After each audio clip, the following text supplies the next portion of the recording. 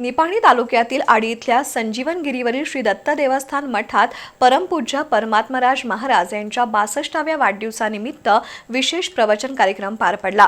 हजारो भाविकांच्या उपस्थितीत महाराजांनी उपदेश केला।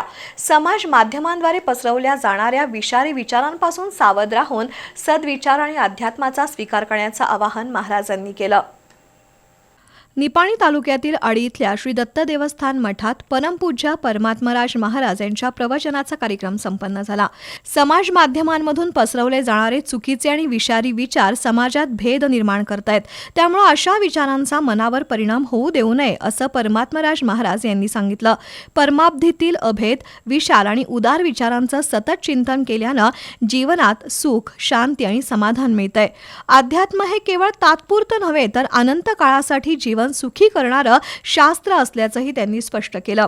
यावेळी दत्त मंदिरात अभिषेक, महाआरती, पाद्यपूजा आणि पारायण समारोप कार्यक्रम पार पडले। महिला भाविकांनी 62 दीपांची आरास करून महाराजांचं औक्षण केलं।